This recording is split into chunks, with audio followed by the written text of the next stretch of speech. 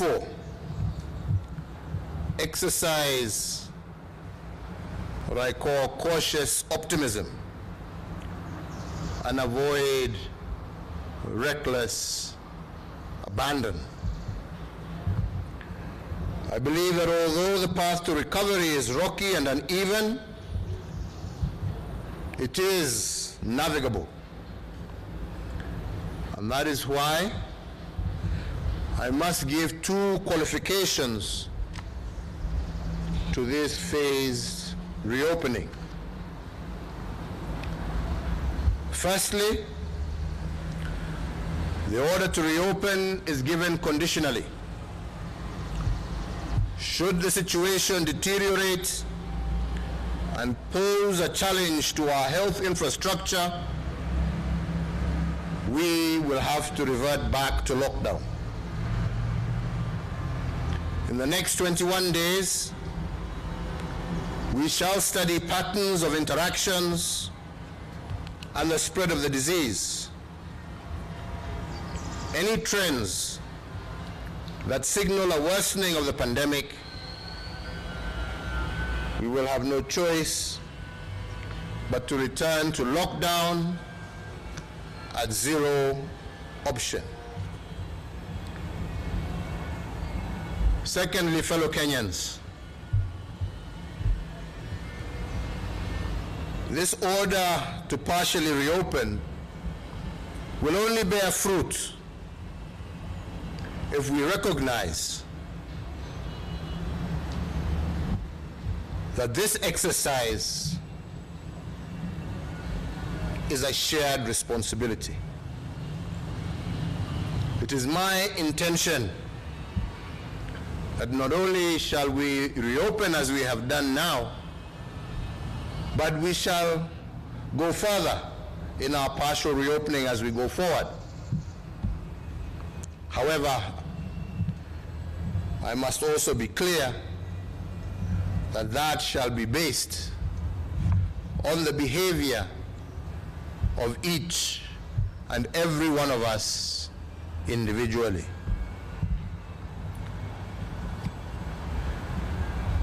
So therefore, fellow Kenyans, to reopen and to remain open, you must become your brother's keeper. You must become your sister's keeper.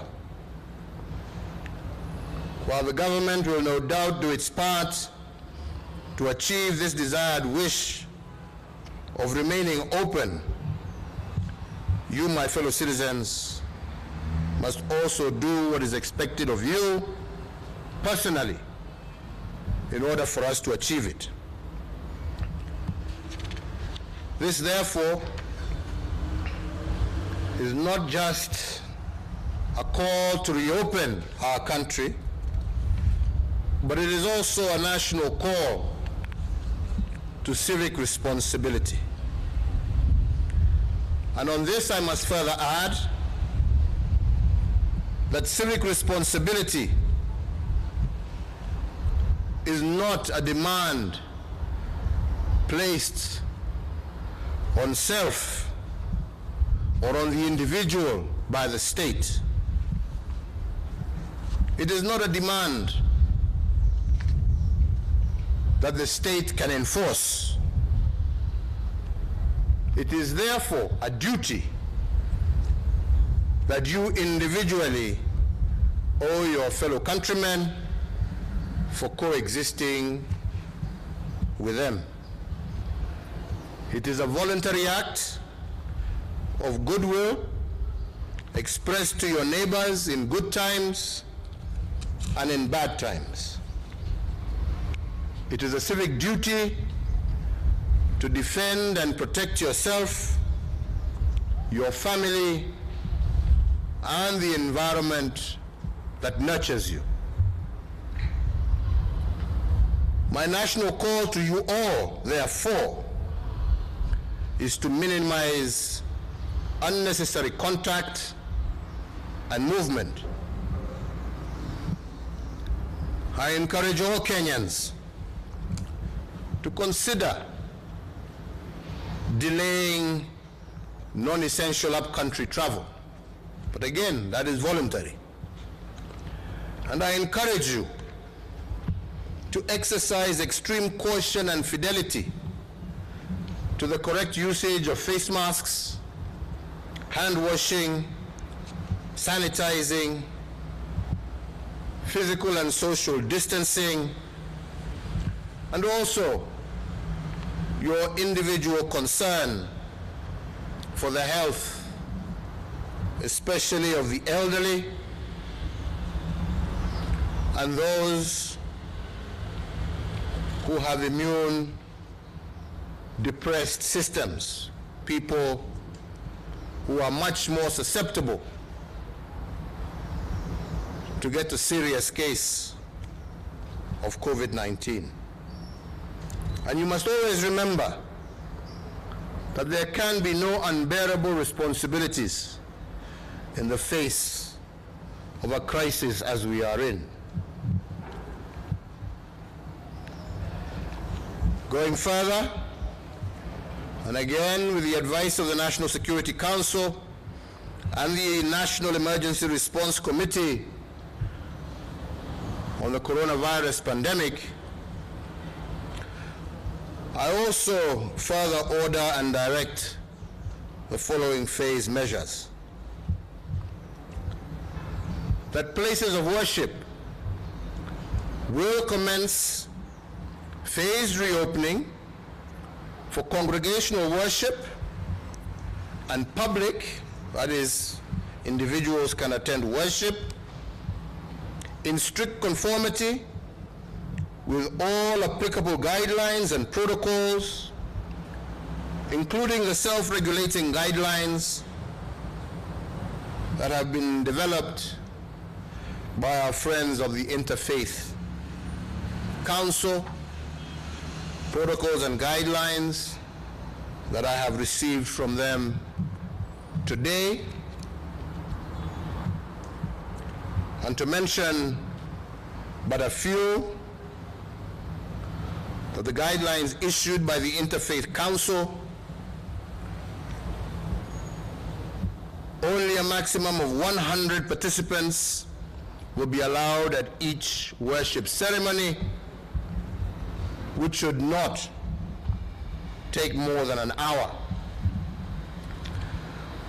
That Sunday schools and madrasas shall continue to remain suspended until further notice, and in-person worship shall not include congregants under the age of 13 or above the age of 58, and shall neither include persons with underlying health conditions.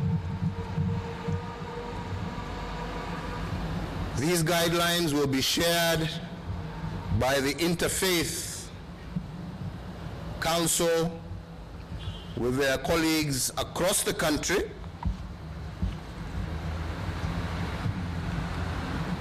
and we have said that we need for our places of worship to open in a period that does not exceed 3 weeks after they have had the opportunity to fully engage with their colleagues across the country. Number 4, that following consultations with stakeholders in the education sector and cognizant of the surge in the rate of infections across the country, the Ministry of Education shall jointly with all the stakeholders in the sector today, but no later than tomorrow, notify the public on the resumption of the 2020 academic calendar for basic education as well as tertiary institutions.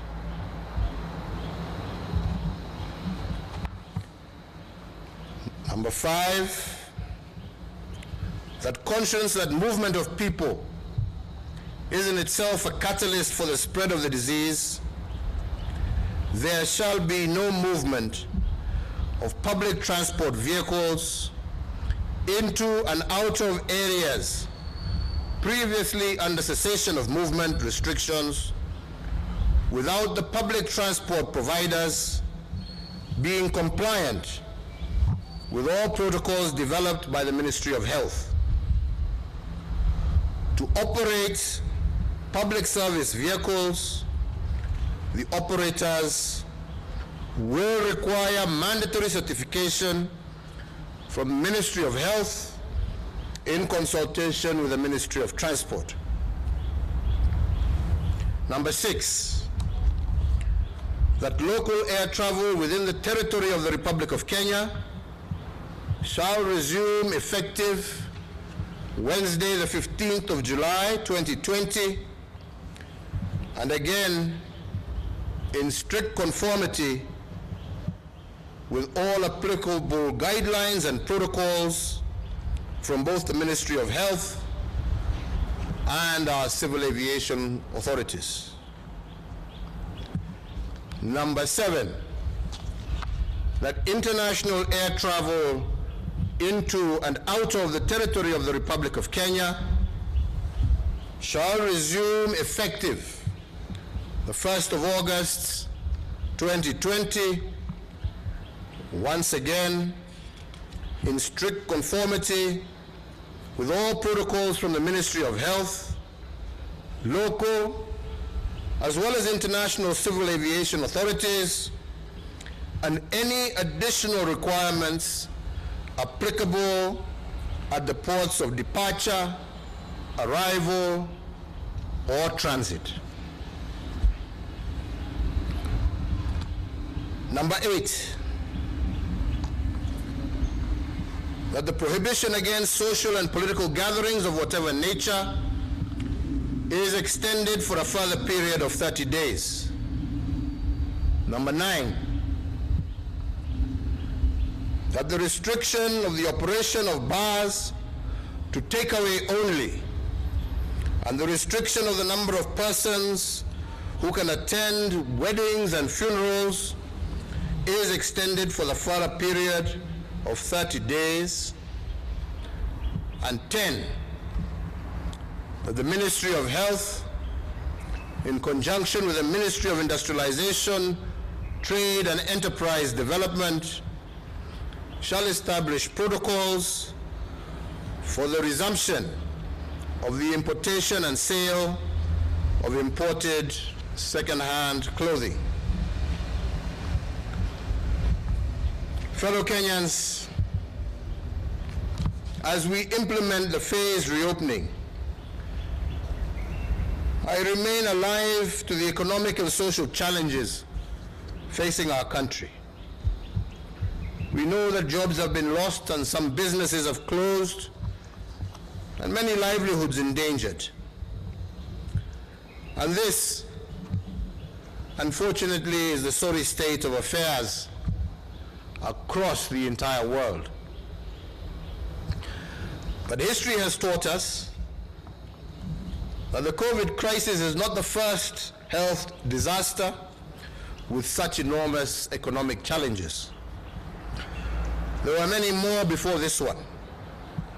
However, we must all be cognizant that those who overcame previous disasters and finished on top did so by first changing their mindsets.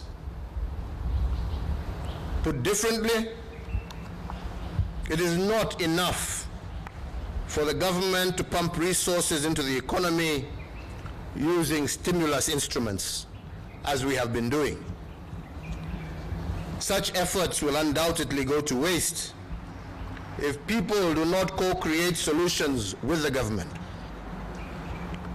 Those who overcame previous disasters in history did so because they acted as one. The people and their government entered into a joint venture. in order to conquer the challenges that they had. This therefore means that for us to revive the economy, reopen and remain open, the government and all citizens must pull together. Today, fellow Kenyans, I've invited you to exercise civic responsibility towards each other. But I do not want you to exercise this responsibility in the fight only against COVID-19. I want you also to have a shared responsibility with government in reviving our economy. And for us to do this, we must first, as I said before, change our national mindset. We have the opportunity to stitch a new national mindset and chart the future that is ahead of us. On June the 1st, Madaraka Day, I set the stage for the change in mindset. And I challenged all of us to reimagine Kenya the way our founding fathers imagined a nation from nothing. And today, we have a much younger population. And I challenge you and will support you to reimagine our economy, our business models as we reopen tomorrow. We must remember that the coronavirus is an invisible enemy. We cannot confront this enemy because we cannot see it. We can only evade it.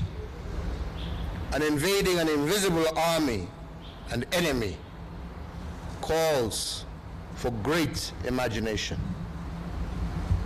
Instead of doing business as usual, therefore, this is a moment that calls us to do business unusual. When we reopen, we cannot use the old maps to navigate the new lands created by this unfortunate moment. We must have the courage to let go of the old ways. We must, together, find new opportunities to face the challenges of tomorrow. Those who will change their mindset and embrace the new normal will be favored by destiny. And I once again particularly encourage our young people to take up this challenge of reimagining our business models, and in this, I promise you my support. We may not have all the capital we need, but the currency of this moment is ideas, and young Kenyans are a flora of ideas. I note, for example, our textile industry has already seized the moment and leveraged on the silver lining presented by the COVID crisis to create opportunities for our fellow countrymen. Owing to this initiative, Kenya is today emerging as a net exporter of PPEs in the region. I applaud the COVID-19 Response Fund for contracting the local industry to produce PPEs for our healthcare workers. And I encourage other sectors of our economy to also reimagine Kenya in this fashion.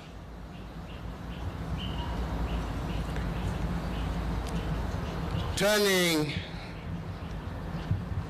to another problem, which will be my last point, I want us also to reflect on issues that are occurring on our social front. I am indeed concerned by the increased tensions within our homes. Cases of gender-based violence have increased, mental health issues worsened, and instances of teenage pregnancy have also escalated.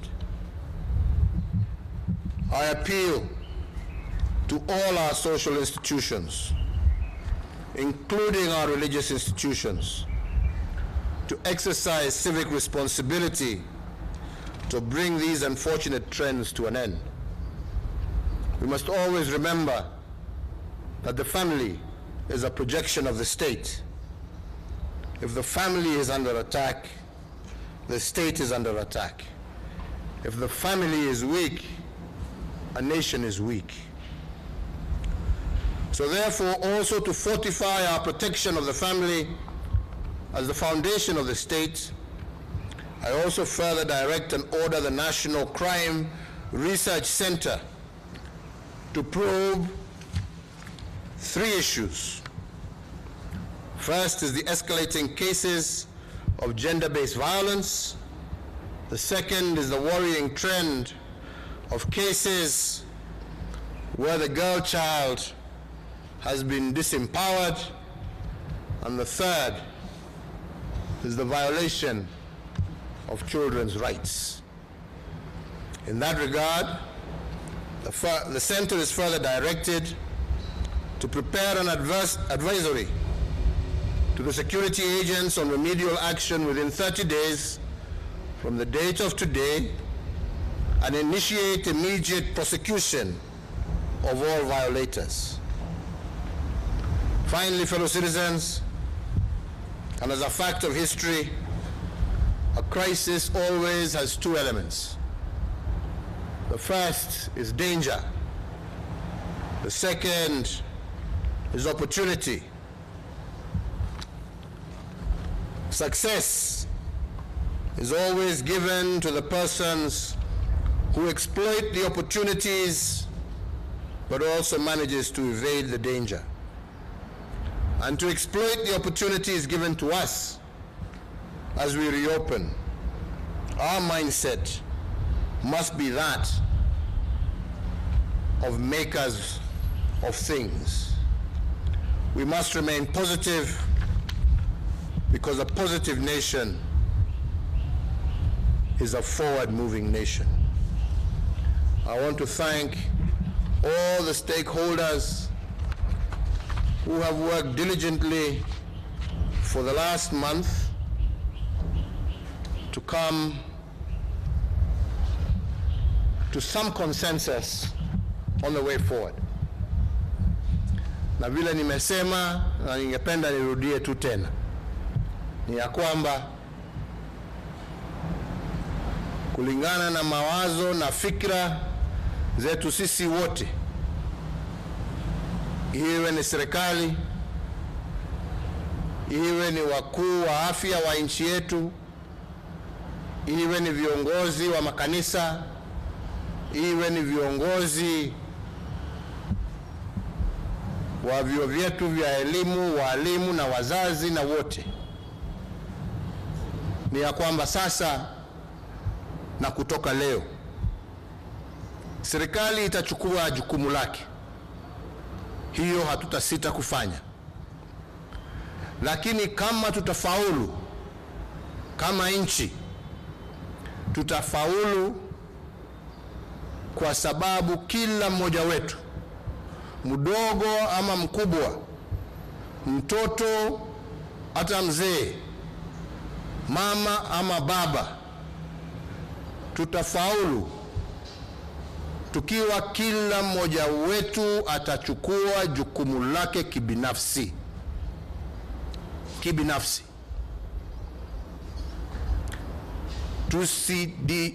Tusidanganyane hapa ya kwamba huu ugonjwa hatuko nao. Ugonjwa huko sana